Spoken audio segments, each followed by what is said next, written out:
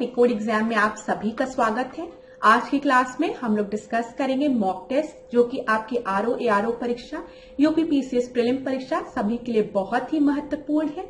आज के टेस्ट में हम कुछ पास्ट ईयर्स के प्रश्नों को डिस्कस करेंगे, साथ ही साथ हम कुछ नए प्रश्नों को भी डिस्कस करेंगे। क्लास मैंने आपसे पहले भी कहा है, प्रीलिम्स का जो सिलेबस है वो आपका कोई भी उसमें बदलाव नहीं किया गया है। ठीक है, जो टॉपिक आपके पहले इंपॉर्टेंट थे वो आज भी इंपॉर्टेंट है, लेकिन आपको अपने पढ़ने के तरीके में थोड़ा सा बदलाव करना है। ठीक है, प्रीलिम्स के पेपर में जो प्रश्न पूछने का तरीका है उसमें बदलाव देखा जा रहा है। सिलेबस में बदलाव नहीं हुआ है, क्वेश्चन पूछने के तरीके में बदलाव हुआ है। जो प्रश्न आपके पहले डायरेक्ट आते थे वो अब डायरेक्ट नहीं आते हैं। जैसे लास्ट क्लास में मैंने आपको बताया था कि जब हम गरीबी से रिलेटेड प्रश्नों को पढ़ेंगे तो वहां पे जो कमिटीज हैं उनकी जो रिकमेंडेशन है दो लाइन आप उनको भी पढ़ लीजिए। आज की क्लास में हम लोग पंचायती राज इंस्टीट्यूशन को पढ़ेंगे, तो वहां पर आप देखेंगे कि पहले जो प्रश्न बनते थे वो आपके पूछ लिया जाता था कि बलवंत राय मेहता कमेटी कब आई, अशोक मेहता कमेटी कब आई। लेकिन अभी रिसेंट में जो पेपर हुए हैं उसमें उन्होंने पूछा है कि अशोक मेहता कमेटी से रिलेटेड जो रिकमेंडेशन है उसमें कौन सा रिकमेंडेशन आपका सही है, कौन सा गलत है।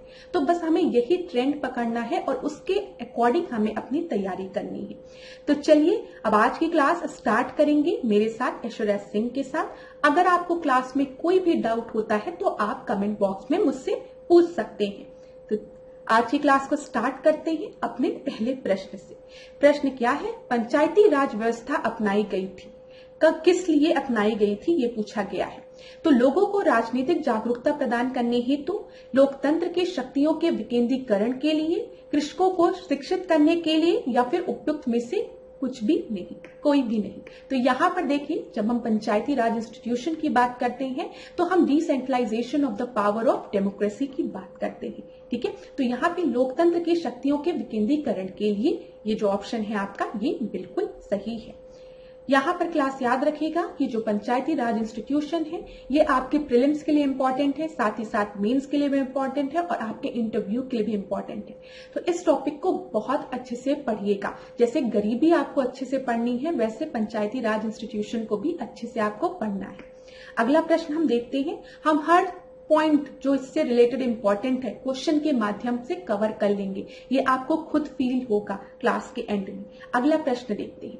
All the election to the panchayat are conducted by, ठीक है, पंचायतों के समस्त चुनावों का संचालन कौन करता है बताइए? भारत का निर्वाचन आयोग करता है, पंचायत राज आयोग करता है, पंचायती राज आयोग करता है, या फिर राज्य निर्वाचन आयोग करता है, या फिर स्टेट लेजिस्लेचर करता है।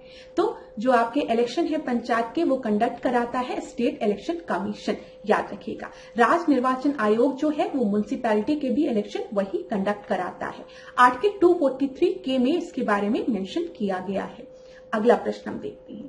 अगला प्रश्न जो है, ये जो आपके सामने अभी प्रश्न दिख रहा है, ये लास्ट प्रश्न से ही रिलेटेड है। दोनों पास्ट ईयर्स में पूछे गए हैं, लेकिन पूछने का तरीका अलग है। वहां पे डायरेक्टली पूछ लिया गया कि किसकी रिस्पॉन्सिबिलिटी होती है पंचायत इलेक्शन को कंडक्ट कराना। यहाँ पर कुछ मोटे मोटे शब्दों का प्रयोग कर दिया गया है। Superintendence, direction and control of all election to the panchayat कौन कंडक्ट कराता है बताइए? गवर्नर की इलेक्शन कमीशन ऑफ इंडिया, या फिर डीपीआरओ डिस्ट्रिक्ट पंचायत राज ऑफिसर, या फिर स्टेट इलेक्शन कमीशन। तो यहाँ पर आपका सही उत्तर क्या है? State election commission. हमने पहले भी डिस्कस किया है। अगला प्रश्न हम देखते हैं। ये आपका एजर्शन रीजन बेस्ड प्रश्न है। ठीक है, अभिकथन और कारण बेस्ड। तो देखिए क्या लिखा है।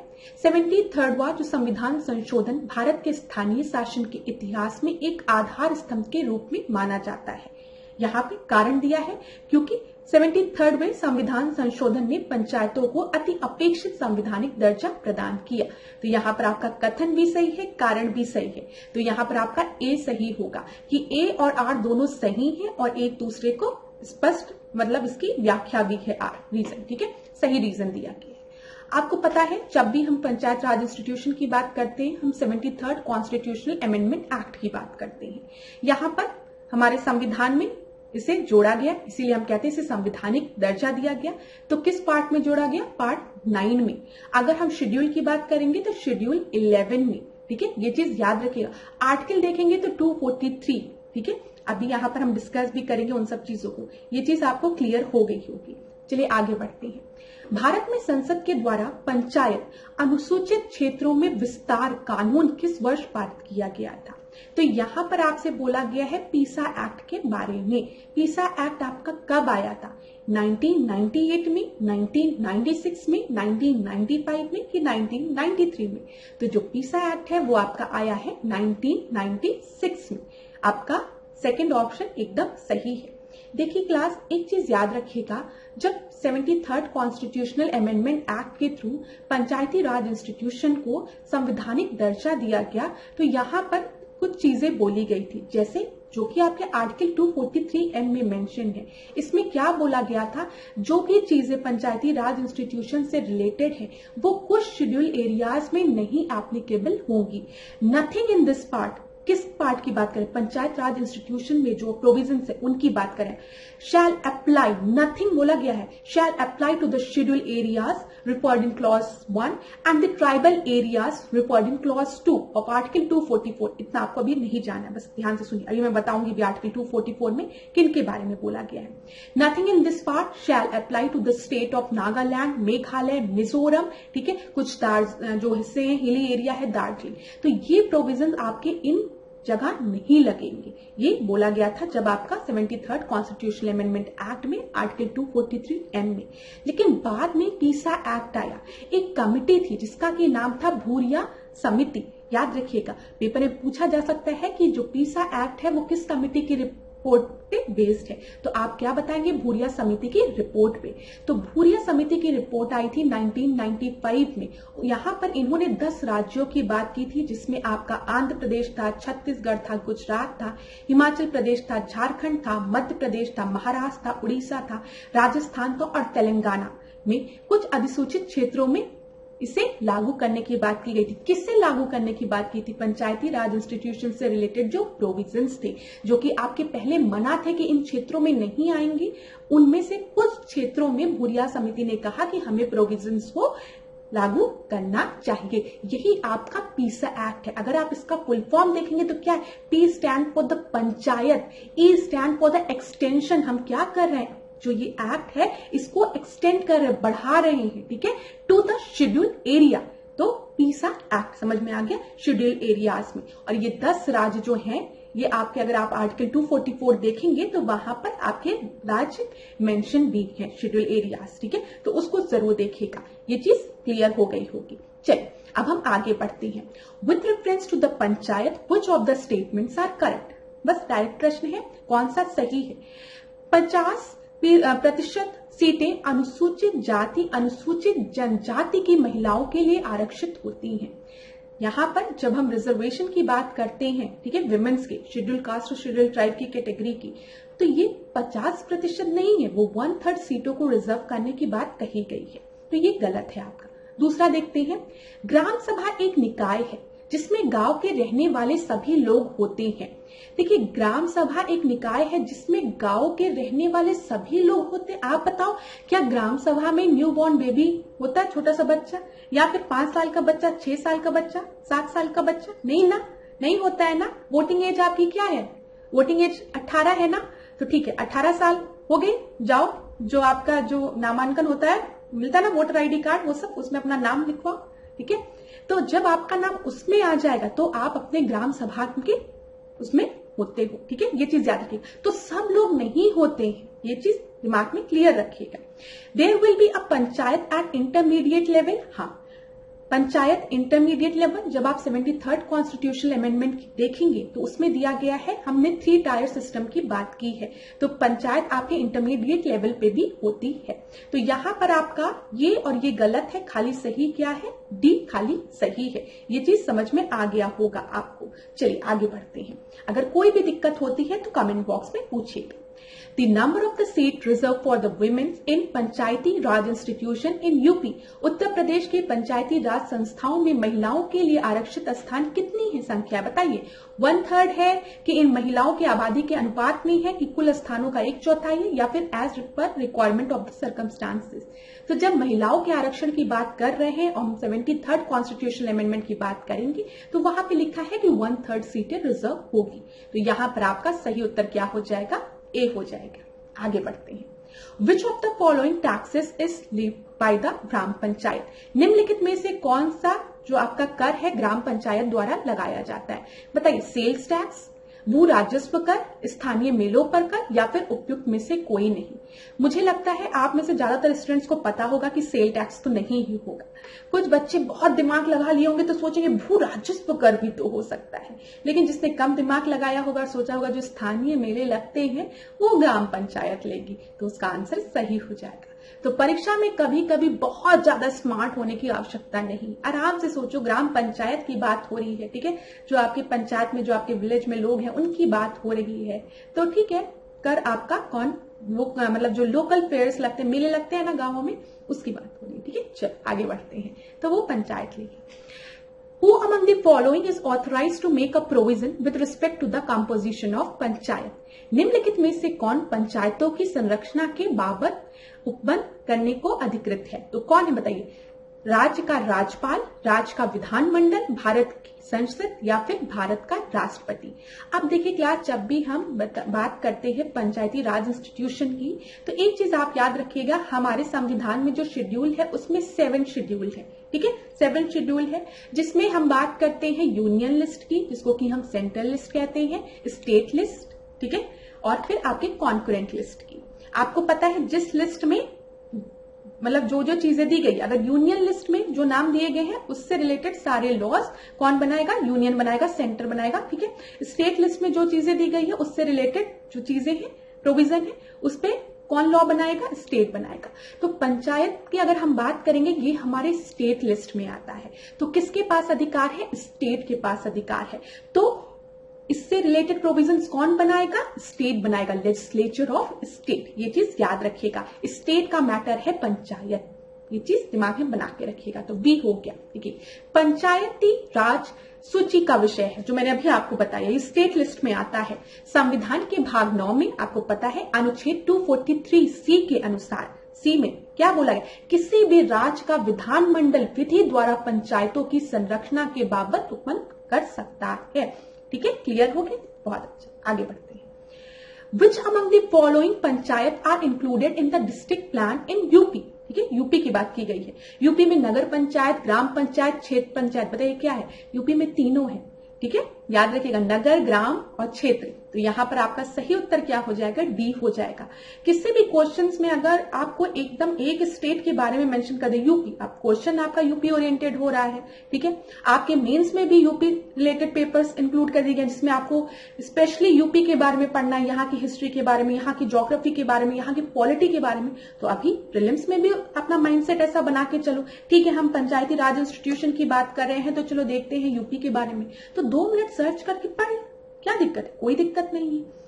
चलो आगे बढ़ते हैं। Which one of the following is, अब देखो ये जो लास्ट वाला क्वेश्चन था ना, ऐसा नहीं है कि अगर आपने यूपी के पंचायत के बारे में नहीं पढ़ा तो आप नहीं दे पाओ, आप तब भी दे सकते हो, ठीक है, इसमें परेशान होने की जरूरत नहीं। अगला देखते हैं।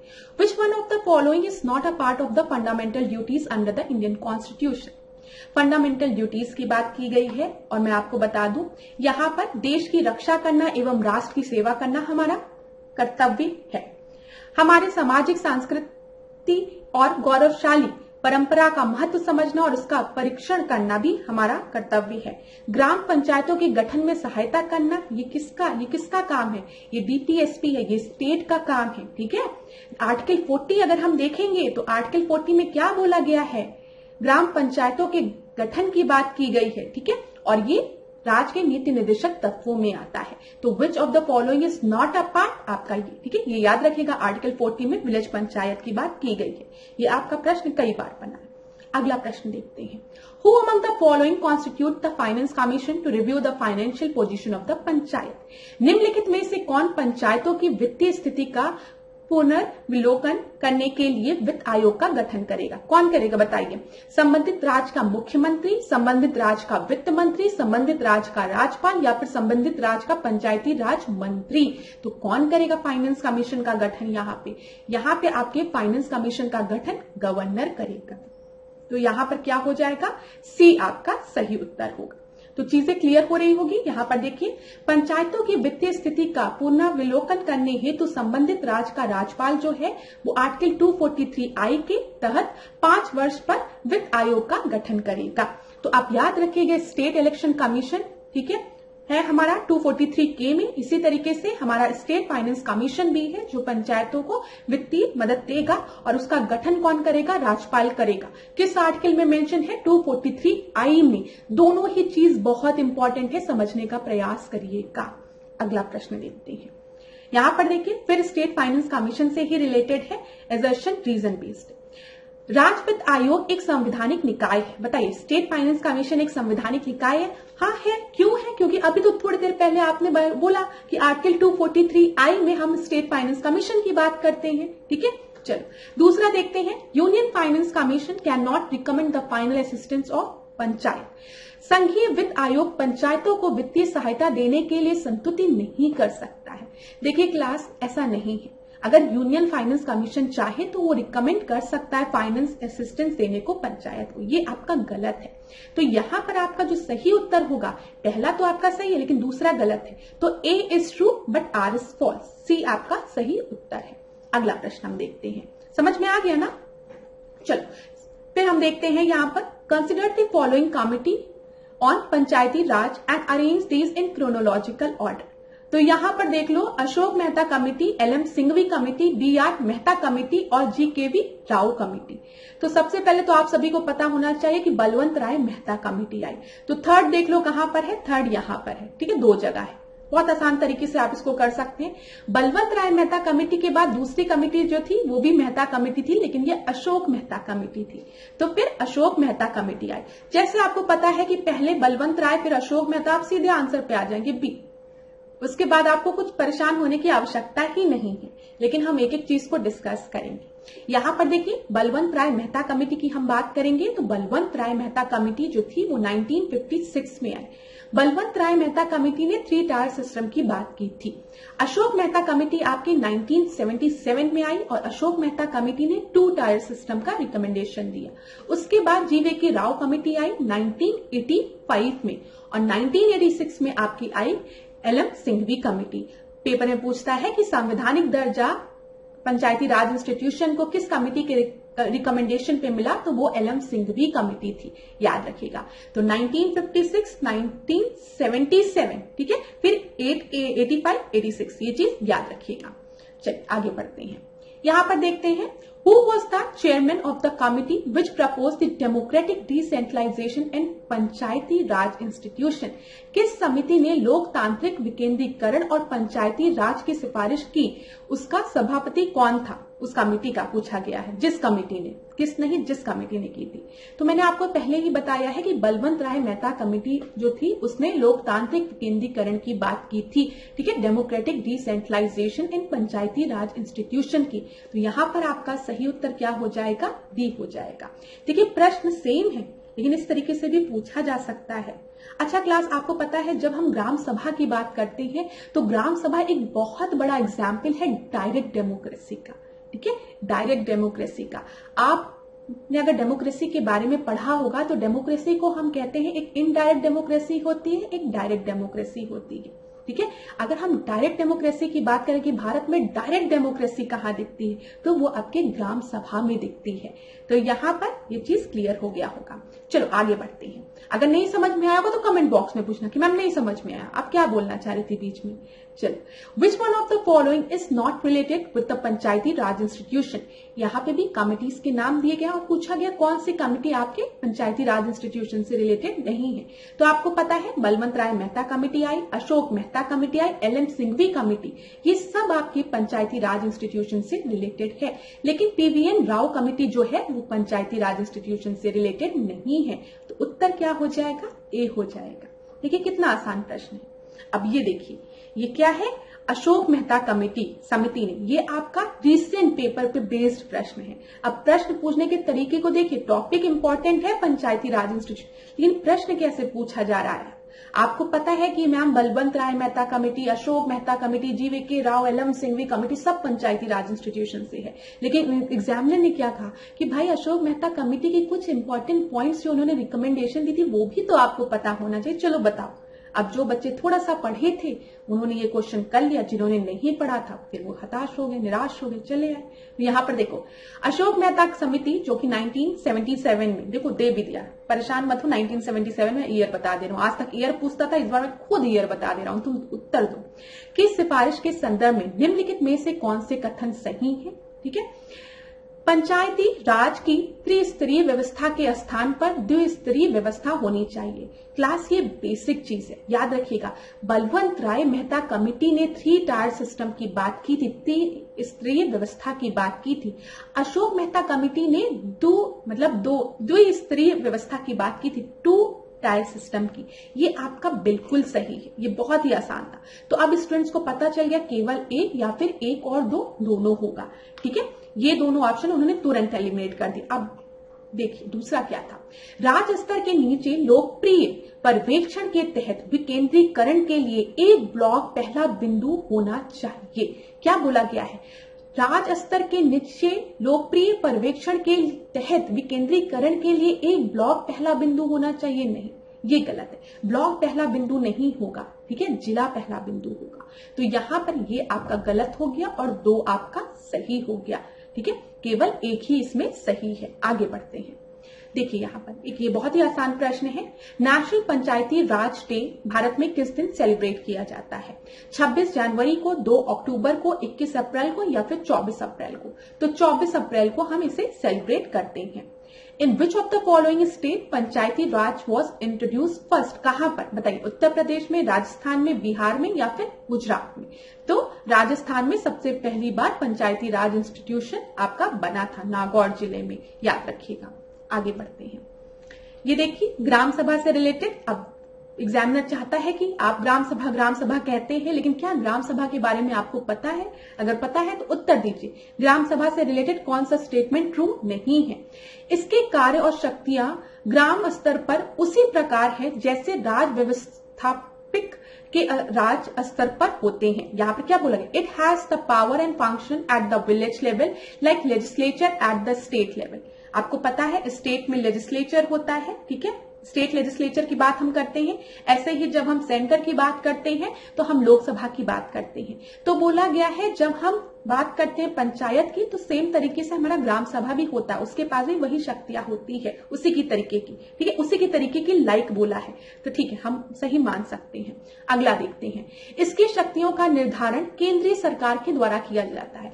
अभी थोड़ी देर पहले मैंने आपको बताया जो पंचायत है वो आपका केंद्र का विषय नहीं है, वो आपका राज्य का विषय है। तो भाई केंद्र सरकार उसके शक्तियों का निर्धारण क्यों करेगी? देखो इतना बड़ा क्वेश्चन था लेकिन एकदम सिंपल सा था। अगर घबरा गया होते कि क्या दे दिया ग्राम सभा से रिलेटेड तो परेशान हो जाते पेपर में। अपने माइंड को कूल रखे कि मैंने पढ़ा है, तुरंत ही आंसर आ जाता कि इसकी जो शक्तियां हैं वो केंद्र नहीं डिसाइड करेगी। ठीक है, क्योंकि ये राज्य सूची में आता है। और देखते हैं हम, यह एक ग्राम स्तर की सभा है जिसमें पंचायत के क्षेत्र के सभी पंजीकृत मतदाता सम्मिलित हैं। क्या लिखा है? पंजीकृत मतदाता सम्मिलित हैं। ठीक है, ये चीज याद रखिएगा। चलिए आगे बढ़ते हैं, ये बिल्कुल सही है। The member of the panchayat samitis are, ठीक है, nominated by the BDO block development officer, nominated by the zila panchayat chairman, directly elected by the people या फिर indirectly elected by the member of the village. तो जो भी पंचायत समिति के मेंबर्स हैं वो आपके कौन इलेक्ट करेगा? वो प्रत्यक्ष रूप से जनता द्वारा निर्वाचित किए जाएंगे। सी आपका सही उत्तर है। आगे बढ़ते हैं, ये भी एक अच्छा प्रश्न था, बच्चे कंफ्यूज हो गए थे इसमें, लेकिन ये बहुत आसान प्रश्न था। आगे बढ़ते हैं, which of the following are constitutional authority? कौन से संवैधानिक प्राधिकरण है? बताइए, राज्य निर्वाचन आयोग, बताइए आर्टिकल 243 के, राज्य वित्त आयोग आर्टिकल 243 आई, जिला पंचायत की बात करेंगे तो ये आर्टिकल 243 बी, और राज्य निर्वाचन अधिकारी की बात करेंगे नहीं, ये तो गलत है, ये आपका कॉन्स्टिट्यूशनल अथॉरिटी नहीं है। ये 3 आपकी हैं, तो 1, 2, 3 आपका सही उत्तर है। यहां पर हम देखेंगे भी, देखिए 243 आपका क्या है? राज्य निर्वाचन आयोग से रिलेटेड है। 243I आपका राज्य वित्त आयोग से रिलेटेड है और 243 में हम जिला पंचायत की बात करते हैं।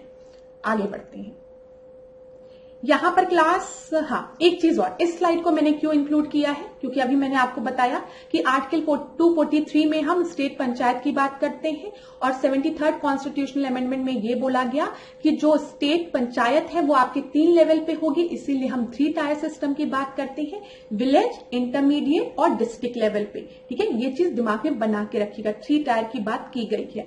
लेकिन यहाँ पर एक चीज और बोला गया है कि जो इंटरमीडिएट, जो मिडिल लेवल पे आपका जो पंचायत है, वो कुछ स्टेट अगर चाहे तो नहीं रख सकते हैं, लेकिन कहां पर, जहां पर पॉपुलेशन आपकी 20 लाख से ज्यादा नहीं है। अब परीक्षा में यही प्रश्न आपसे पूछा जा सकता है कि इंटरमीडिएट लेवल पे पंचायत हम नहीं क्रिएट करेंगे उन जगह पे, उन स्टेट्स में जहां पर आपकी जो पॉपुलेशन है वो 20 लाख से कम है, 25 लाख, 26 लाख, 30 लाख, कुछ भी ऑप्शन देगा। तो याद रखिएगा आर्टिकल 243 के बारे में जब मैम ने बताया था तो मैम ने उसमें पढ़ा था कि not with standing anything in clause 1, panchayat at the intermediate level may not be constituted in a state having the population not exceeding 20 lakh. ये चीज 20 लाख, नंबर 20 लाख याद रखिएगा, अगर पेपर में कभी पूछे तो गलत मत करिएगा।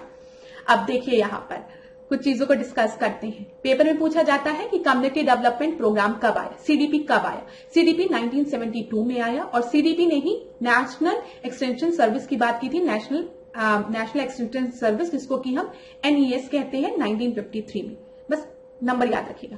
फिर आपको पता है 1957 में रिवाइज करवा रही हूं मैं आपको, क्वेश्चन नहीं पूछ रही हूं, याद रखिए, क्योंकि अब मैंने आपको बताया कि अशोक मेहता कमेटी पूछा गया तो हो सकता है आपके पेपर में बलवंत राय मेहता कमेटी पूछ ले। ये ना पूछे कि कौन सा ईयर है, आपको एग्जामिनर देगा Balwant Rai Mehta committee form in 1957। बेटा यही रट के आए हो ना 1957, अब उत्तर दो।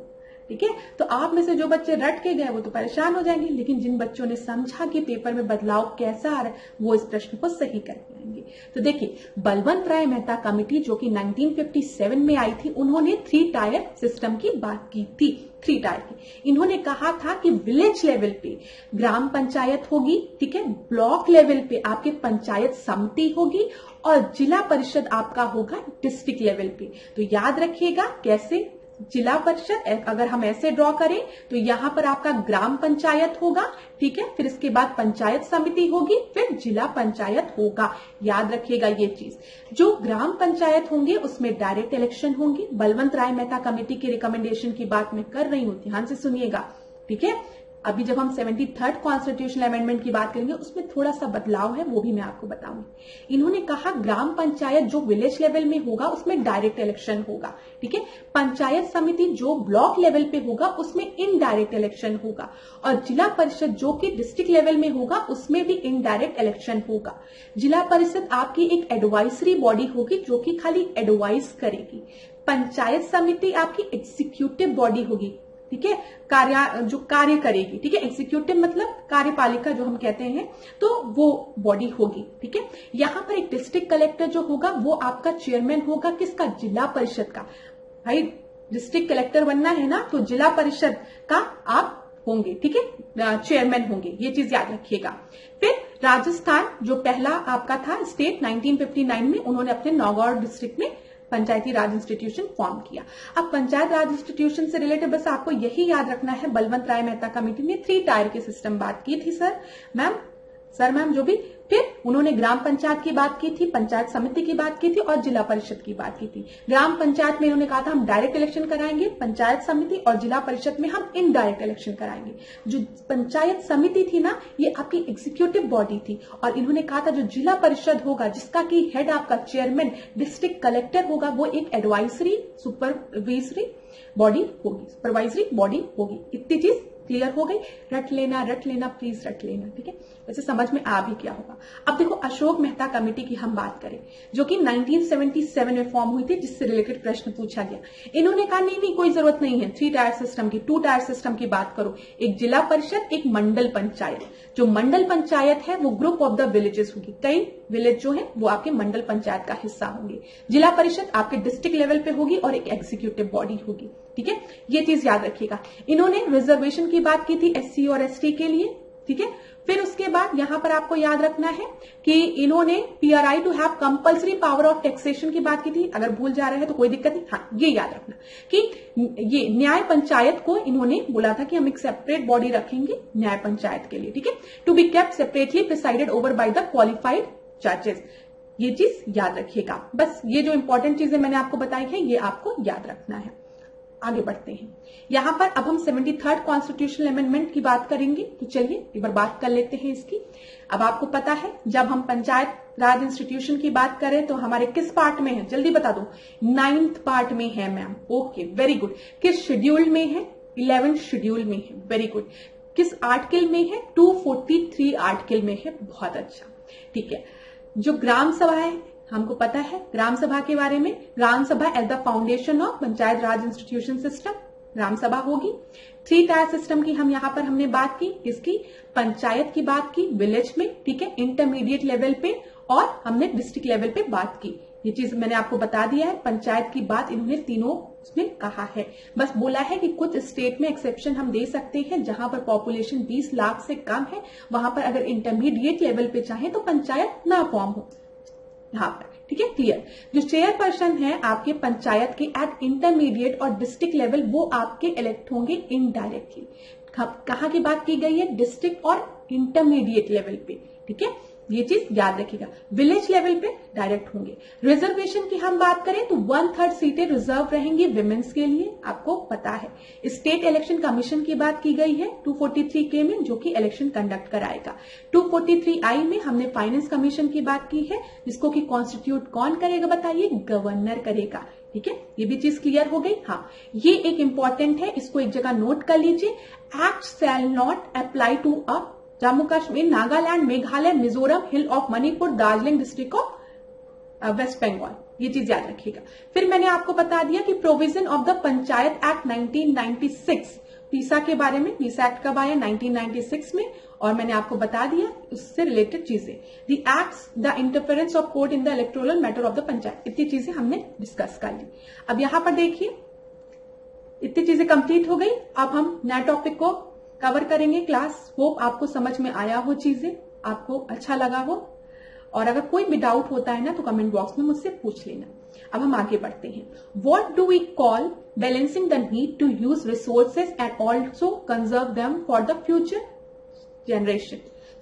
संसाधनों के उपयोग तथा भविष्य के लिए उनके संरक्षण की आवश्यकता को संतुलित करने को हम क्या कहते हैं बताइए। रिसोर्स कंजर्वेशन कहते हैं, संसाधन संरक्षण कहते हैं, सतत विकास कहते हैं, भविष्य के संसाधन कहते हैं, या फिर खपत में कमी करना कहते हैं। तो सस्टेनेबल डेवलपमेंट, सस्टेनेबल डेवलपमेंट क्या होता है कि हम इस तरीके से रिसोर्सेज का, जो नेचुरल रिसोर्सेज हैं, उनको हम इस तरीके से यूज करें कि हम अपनी जरूरतों को तो फुलफिल करें, लेकिन हमारी जो आने वाली जनरेशन है उनके लिए भी रिसोर्सेज बचे रहे। गांधी जी ने एक स्टेटमेंट दिया था कि earth can fulfil the need of the people but not the greed, ठीक है। हमारे पृथ्वी के पास इतने रिसोर्सेज हैं कि वो हमारी जो जरूरतें हैं उसको पूरा कर सकती है, लेकिन हमारी जो लालच है उसको पूरा नहीं किया जा सकता है। तो सस्टेनेबल डेवलपमेंट में भी यही कहा गया है कि आप इस तरीके से रिसोर्सेज का यूज करिए कि आने वाली जो जनरेशन है उनके लिए रिसोर्सेज बचे रहे।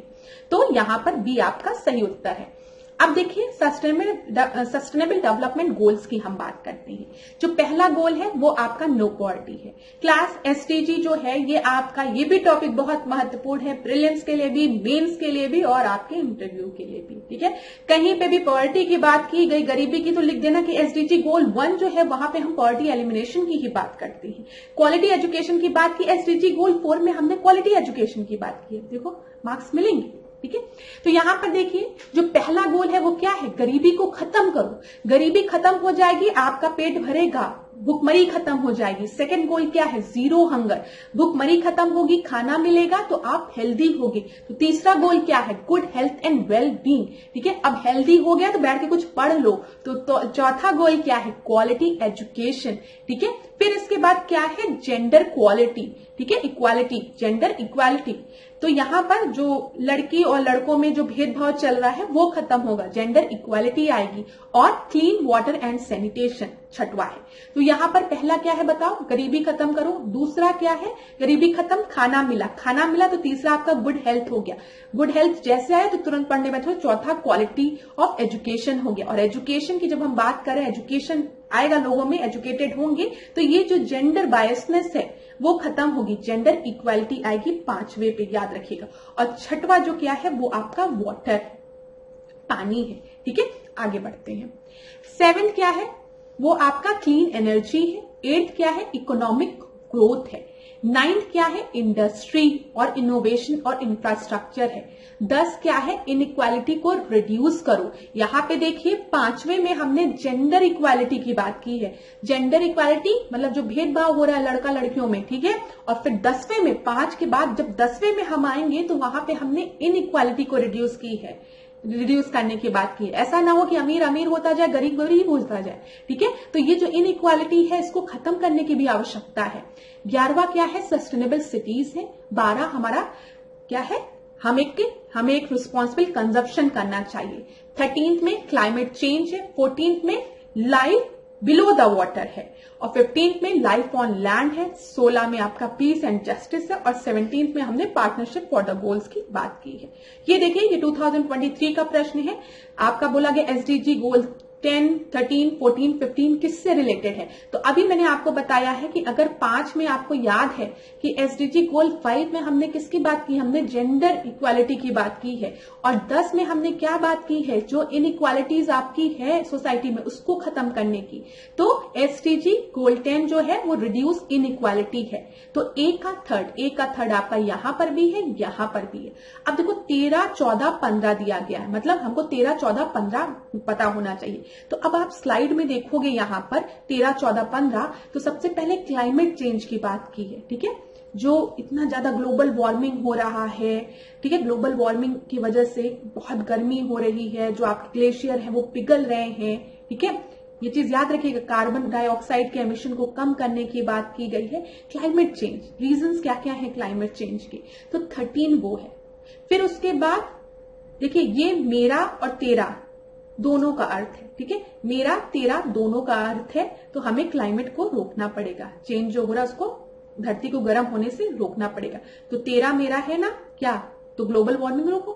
तो 13 पे क्लाइमेट एक्शन है, 14 पे पानी है, और फिर उसके बाद 15 पे लैंड है। तो अब यहां पर आओ, तो यहां पर 13 मेरा है, तो यहां पे 13 मेरा क्लाइमेट एक्शन, ठीक है। तो बी का फर्स्ट हो गया। फिर उसके बाद मैंने क्या कहा, पानी है। पानी के बाद आपका लाइफ बिलो द वाटर और लाइफ ऑन द लैंड। तो अब आप बताओ, ए का 3 हो गया, बी का आपका फर्स्ट हो गया, ठीक है, और सी का आपका 4th हो गया, डी का आपका 2nd हो गया। चीजें क्लियर हुई। ये आपका रीसेंट प्रश्न है, इसीलिए मैं आपको बोल रही हूँ एसडीजी गोल आपको पता होना चाहिए। प्रीलिम्स के लिए भी इंपॉर्टेंट है और मेंस के लिए भी इंपॉर्टेंट है। आगे का याद रखना, भुखमरी पहला मैम क्या था, भुखमरी नहीं था मैम, पहला गरीबी था। तो गरीबी, पॉवर्टी पहला हो गया, गरीबी खत्म। दूसरे में भुखमरी खत्म होगी। भुखमरी जैसे खत्म होगी आपको खाना मिलेगा, आप हेल्दी होंगे। थर्ड हेल्थ से रिलेटेड है, हेल्दी होंगे, बैठ के पढ़ो। चौथा एजुकेशन से रिलेटेड है। 5वां जो है वो आपका जेंडर इक्वालिटी से रिलेटेड है। और 6वां हम किसकी बात कर रहे हैं, सैनिटेशन और वाटर की बात कर रहे हैं। पीने का भी स्वच्छ पानी मिलना चाहिए। और जैसे पीने का स्वच्छ पानी मिला तो पानी तो पी लिया, ठीक है, अब थोड़ा पंखा भी चला दो। तो पंखा चलाने के लिए भाई क्यों हम इलेक्ट्रिसिटी का यूज करें, सोलर पैनल लगाओ। तो रिन्यूएबल एनर्जी सोर्सेज की बात कर लो साथ साथ, ठीक है। ऐसे थोड़ा सा आप किसी भी तरीके से याद कर सकते हैं, ये आप पे डिपेंड करता है। चलिए आगे बढ़ते हैं। ये भी क्वेश्चन 2023 में पूछा गया और ये एक बहुत ही अच्छा प्रश्न है, मैं इसको बहुत अच्छा प्रश्न मानती हूँ। तो अच्छा प्रश्न मतलब थोड़ा सा डिफिकल्ट मानूंगी। अब यहां पे देखिए, based on the global indicator framework and the data produced by the national statistical system and information collected at the regional level, the United Nation secretary general present the annual sustainable development goal report, ठीक है। दूसरा आपको दिया गया है, global sustainable development report is produced to inform the quadrennial sustainable development goal review deliberation at the UNGA, मतलब United Nation General Assembly, once every quarter, तो इसमें बोला गया कौन सा स्टेटमेंट आपका सही है। बहुत लोगों को नहीं समझ में आया हुआ, एक बार हिंदी भी पढ़ लेती हूँ, दोनों पढ़ती हूँ, दोनों माध्यम में। देखिए यहाँ पे क्या बोला गया, सतत विकास के बारे में कौन सा कथन आपका सही है बोला गया। ठीक है, सही चुनना है आपको। वैश्विक संकेतक ढांचे और राष्ट्रीय सांख्यिकीय प्रणाली द्वारा उत्पादित डेटा और क्षेत्रीय स्तर पर एकत्रित जानकारी के आधार पर संयुक्त राष्ट्र महासचिव एक वार्षिक सतत विकास लक्ष्य रिपोर्ट प्रस्तुत करते हैं।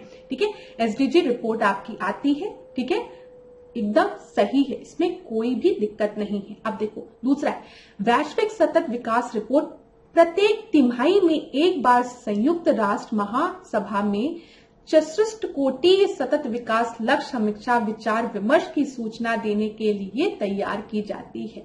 यहाँ पे जो गलती है वो यहाँ पर है, वंस एवरी क्वार्टर नहीं, 4 साल में एक। ठीक है, यही थोड़ा सा इन्होंने ट्विस्ट कर दिया है। तो इस प्रश्न का जो सही उत्तर है वो आपका केवल 1 है। तो इसको आप अच्छे से पढ़ लीजिएगा, हो सकता है अगली बार फिर आपका प्रश्न यहां से बन जाए। अगला हम देखते हैं।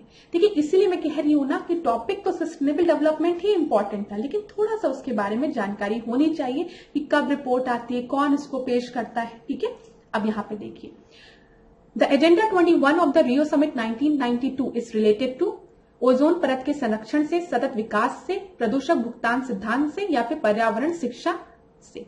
तो यहां पर देखिए एजेंडा 21 रियो समिट 1992 में जो आया था वो आपका सतत विकास से रिलेटेड था। बी आपका सही है। ठीक है, ओजोन लेयर की बात करते हैं तो मॉन्ट्रियल प्रोटोकॉल की बात करते हैं, याद रखिएगा। अगला प्रश्न देखते हैं, which of the following is not a sustainable development goal targeted to be achieved by 2030। अब बताओ, जेंडर इक्वालिटी की हमने बात की है, बोलो यस मैम। ठीक है, अभी आपने बताया जो 5वां गोल है वो जेंडर इक्वालिटी से रिलेटेड है। गुड हेल्थ और वेल बींग की बात हमने की है, हाँ मैम। आपने मुझे बताया कि पहले मैंने नहीं बताया, एसडीजी गोल आपका खुद मेरे द्वारा नहीं दिया गया है, लेकिन बोला कि पहला गरीबी खत्म करेंगे, उसके बाद भूखमरी खत्म करेंगे, तो और तीसरे में क्या है, गुड हेल्थ और वेल बींग।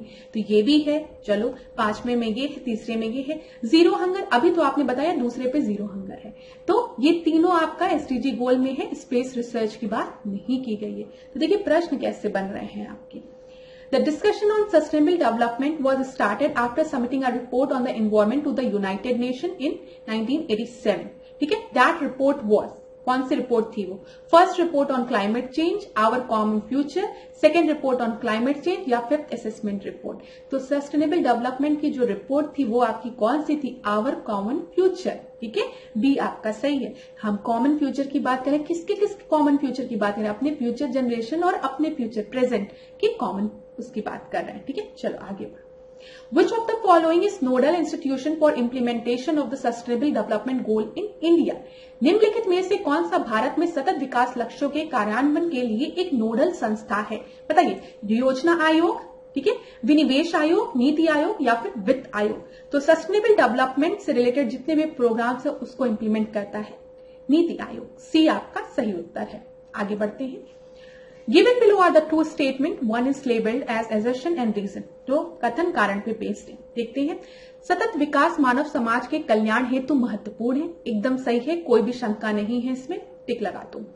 सतत विकास से अभिप्राय ऐसे विकास से है जो भावी पीढ़ियों की जरूरतें पूरी करने की योग्यता को प्रभावित किए बिना वर्तमान समय की आवश्यकता को पूरा करे। एकदम सही है ये डेफिनेशन, तो दोनों ही आपका एकदम सही है। तो यहाँ पे जो पहला ऑप्शन आपका दिया रहता है A and R correct, and R explains A ना, तो वही वाला सही होगा। चलो आगे बढ़ते हैं। Which of the following sustainable development goal will target to water availability for all its permanent management up to 2030 in India? तो कौन सा गोल है बताओ? एसडीजी 6, 7, 8, या फिर यहाँ पे लिख देते हैं एसडीजी को मैं बताती हूँ क्या लिखूंगी मैं, 13, 14 लिखूंगी। ठीक है, तो अब मुझे बताओ कौन सा है? तो वाटर की बात की गई है, तो एक दो हम वाटर की बात करते हैं, एक हम पीने के पानी की बात करते हैं, वाटर एंड सैनिटेशन की, जो कि आपके 6वें में दिया गया है। ठीक है, एक लाइफ बिलो द वाटर की बात करते हैं। जल्दी से बताओ लाइफ बिलो द वाटर किस उसमें है? कमेंट बॉक्स में अपने मन में भी सोच लोगे। ठीक है, रिवाइज करा रही हूं बस। चलो आगे बढ़ते हैं। ये भी कथन कारण पे बेस्ड है। मानव विकास सूचकांक एवं सतत विकास पर आधारित भारतीय राज्यों की वरीयता में धनात्मक संबंध है, ठीक है। यहाँ पे क्या लिखा है, पॉजिटिव रिलेशन है human development index and sustainable development गोल में, एकदम सही है। एसडीजी लक्ष्यों के आधारभूत आयाम शिक्षा एवं स्वास्थ्य से घनिष्ठता के साथ अंतर संबंधित है। The underlying dimension of SDG targets are closely related to the education and health. अभी हमने देखा कि एसडीजी गोल की जब हमने बात किया तो वहां पे थर्ड गोल हमने हेल्थ की बात की और फोर्थ गोल में हमने क्वालिटी एजुकेशन की बात की। ये भी सही है, दोनों स्टेटमेंट आपके बिल्कुल सही है। आगे बढ़ते हैं। Which one of the following is the best source of generating electricity in India from the viewpoint of sustainable development? तो बताइए, सस्टेनेबल डेवलपमेंट में हम क्या और कॉमन फ्यूचर की बात करते हैं, हम रिन्यूएबल सोर्स ऑफ एनर्जी की बात करेंगे, ठीक है, जिसको कि हम नवीकरणीय ऊर्जा कहते हैं।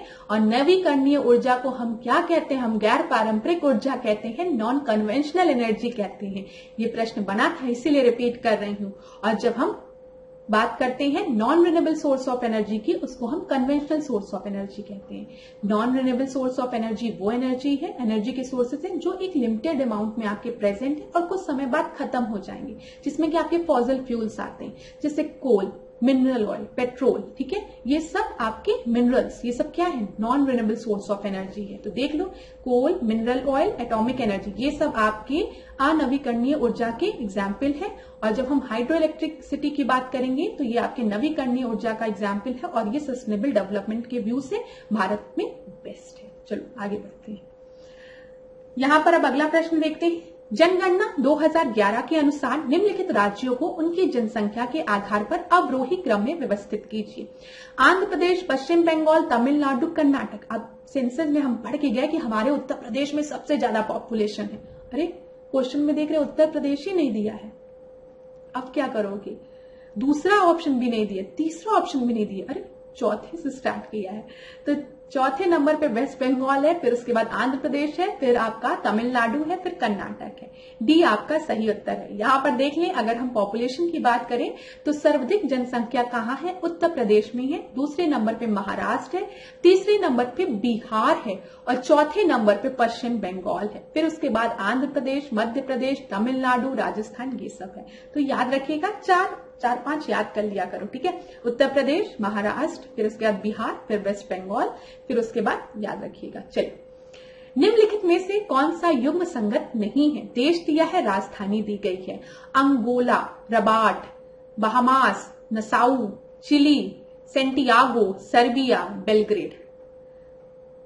चलो, तो यहां पर आपका कौन सा सही मैच नहीं है ये बोला गया है, तो अंगोला का रबाट नहीं है, ठीक है। ए आपका होगा। यहाँ पे हम इसको देख भी लेते हैं, यहाँ पे लुआंडा इसका है, यहाँ पे मैप में देखेंगे हम, ये आपको अंगोला दिख रहा है, अंगोला के पास यहाँ पे क्या दिख रहा है, लुआंडा, ठीक है, ये इसका कैपिटल है। क्लियर हो गया ना क्लास, ये चीज आपको। चलो आगे बढ़ते हैं। 1857 के विद्रोह पर आधारित college of the Indian mutiny किताब निम्नलिखित में से किसके द्वारा लिखी गई है?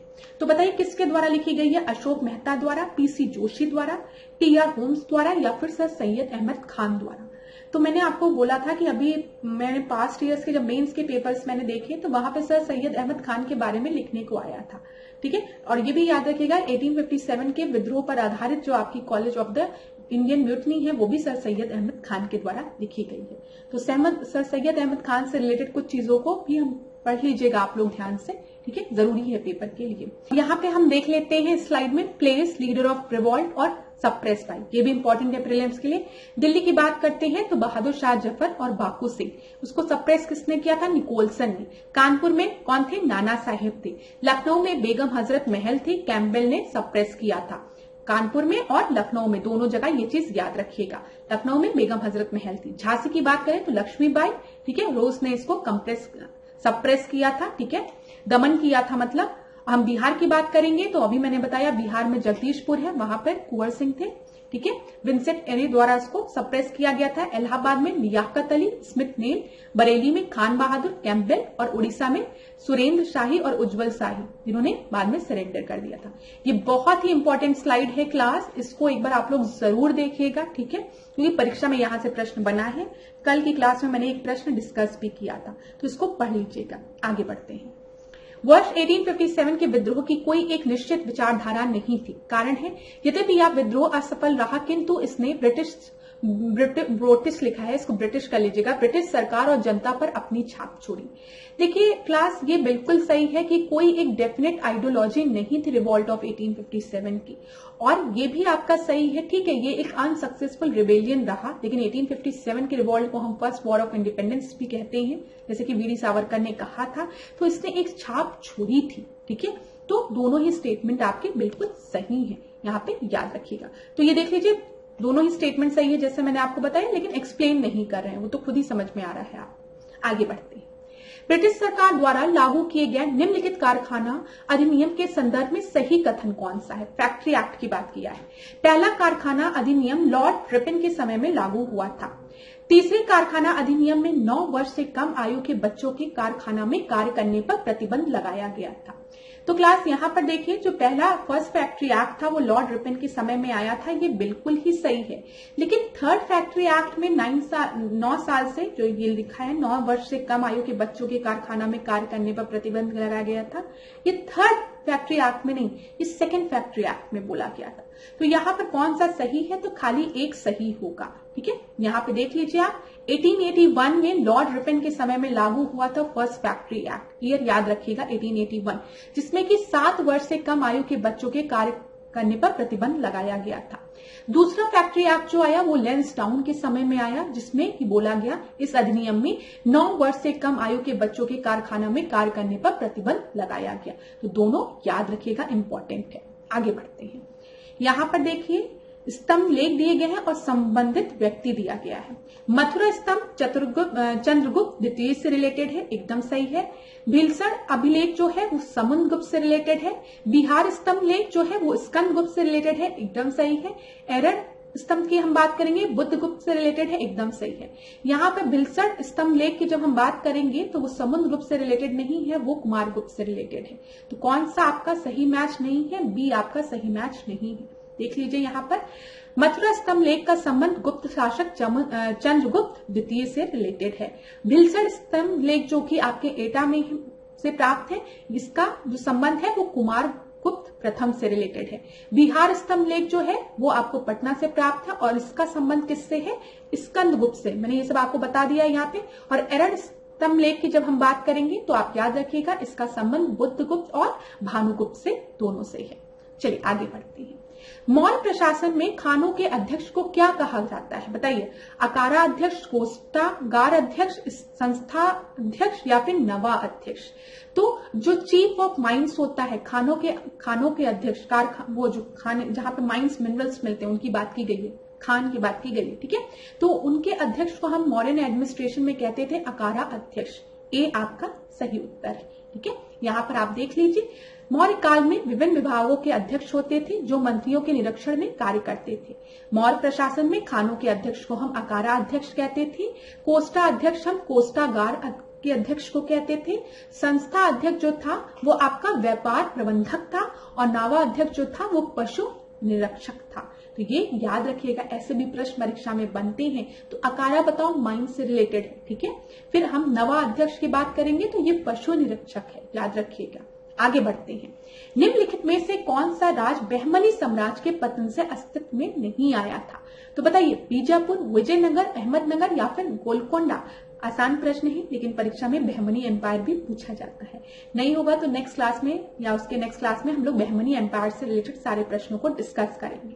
तो देखिए, बीजापुर, ठीक है, इसका ओरिजिन हुआ था, विजयनगर का नहीं हुआ था। तो बी आपका सही उत्तर होगा, ये चीज याद रखिएगा। तो देखिए, बहमनी साम्राज्य के पतन के बाद 5 राज्य आपके आए थे, बरार, बीजापुर, अहमदनगर, गोलकोंडा और बीदर। यहाँ पे ऐसे भी प्रश्न बनते हैं कि बीजापुर में कौन सा वंश था? तो आदिल शाही वंश था। मैथ का कॉलम में ये प्रश्न बना है, अगर पास्ट ईयर्स के पेपर्स देखे होंगे तो।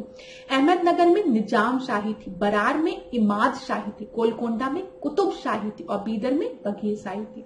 तो ये याद रख लीजिएगा, वंश भी याद रखिएगा, संस्थापक भी याद रखिएगा। क्लास बहुत ही इंपॉर्टेंट है, परीक्षा में पूछा जा सकता है, इसलिए बोल रही हूँ। बहमनी एम्पायर की अगर हम बात करेंगे तो इसको किसने फाउंड किया था? अलाउद्दीन बहमन शाह ने। दोनों चीज याद रखिएगा। चलिए भारत में प्रथम जल विद्युत संयंत्र की स्थापना किस राज्य में हुई थी? तो first hydro electric plant Bharat में कहां बना था? हिमाचल प्रदेश में, महाराष्ट्र में, पश्चिम बंगाल में या फिर मध्य प्रदेश में? तो पहला जो था वो आपका कहां पे आया था? पश्चिम बंगाल में। सी आपका सही उत्तर है। देखिए, भारत में प्रथम जल विद्युत संयंत्र जो आपका स्थापित हुआ था वो 1897 में पश्चिम बंगाल के दार्जिलिंग के निकट सिद्रा नोग में, जिसको कि हम सिद्रा बाग के नाम से भी जानते हैं, याद रखिएगा, इंपॉर्टेंट है। और दूसरे की अगर हम बात करेंगे तो ये शिव समुद्र, ठीक है, कावेरी के निकट स्थापित हुआ था। सो मच क्लास, आज के सेशन को हम यहीं पे एंड करेंगे। नेक्स्ट क्लास में मिलेंगे कुछ नए प्रश्नों के साथ, कुछ पास्ट ईयर्स के प्रश्नों के साथ। पास्ट ईयर के प्रश्न इसलिए कराना जरूरी है ताकि आपको पता चले कि आपको अपने पढ़ाई में क्या बदलाव लाना है और कौन से टॉपिक्स आपके प्रीलिम्स के लिए इंपॉर्टेंट है। आशा करती हूँ आपको आज की क्लास अच्छी लगी होगी। अगर अच्छी लगी होगी तो वीडियो को लाइक करने का कष्ट करिएगा, कमेंट करिएगा। अगर आपको कुछ दिक्कतें हैं या कोई भी परेशानी है तो आप मुझे जरूर बताइएगा। फिर नेक्स्ट क्लास में हम मिलेंगे कुछ नए प्रश्नों के साथ। इसी के साथ आज की क्लास को समाप्त करते हैं और आपका दिन मंगलमय हो। खूब पढ़िए, खूब आगे बढ़िए। धन्यवाद क्लास। इसी तरीके से मेरे साथ ऐश्वर्या सिंह के साथ टिकोड एग्जाम के साथ बने रहिए। धन्यवाद।